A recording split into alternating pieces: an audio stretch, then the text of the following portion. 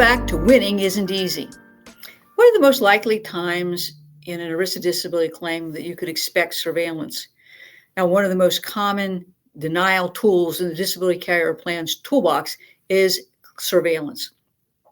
Now, I know that the idea that someone is following you is both scary and disconcerting, and certainly threatening. I've been there before. I understand these issues, and I understand the concerns of my clients. But one of the things I think you need to first understand is what are the times that the disability carriers are likely to place surveillance on you in a claim.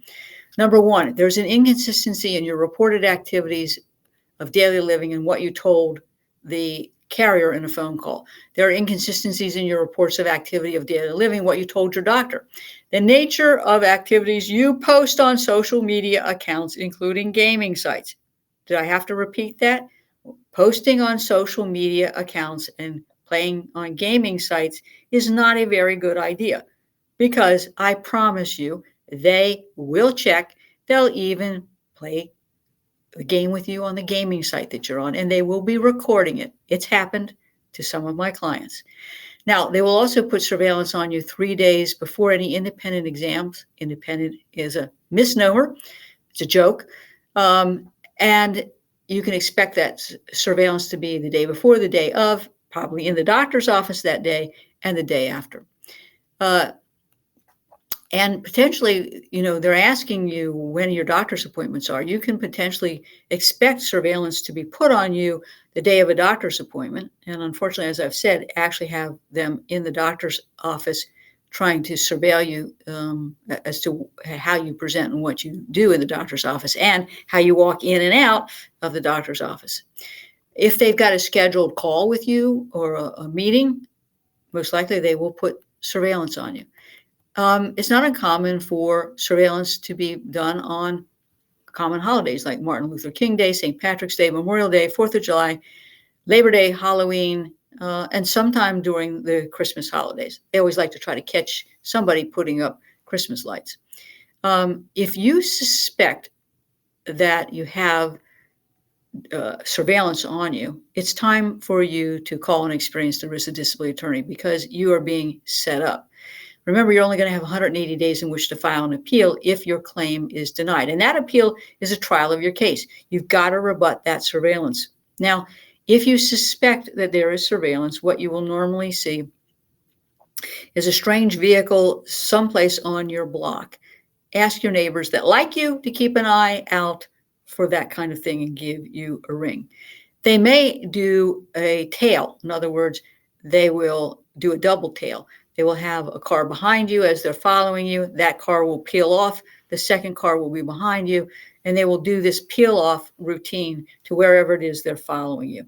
As stupid as this may sound, they like to catch people filling up their gas tank, or going through the drive-through to pick up prescriptions, or watching you walk into the grocery store. If they are threatening to you, if they're too close, if you feel uncomfortable, if you've got kids in the car, call the police and report to them that you are being followed or surveilled. If you have an opportunity to get the license plate number and make of the vehicle, you should be getting that. Give it to your to your attorney, because one of the things that we do is we work backwards and we'll track who owns that vehicle, try to track it back to a surveillance company, and we'll write a cease and desist letter and demand the surveillance. There are carriers who are very aggressive about using surveillance. That includes Unum, Hartford, and Reliance Standard. If you are insured by any of those people, you should expect surveillance.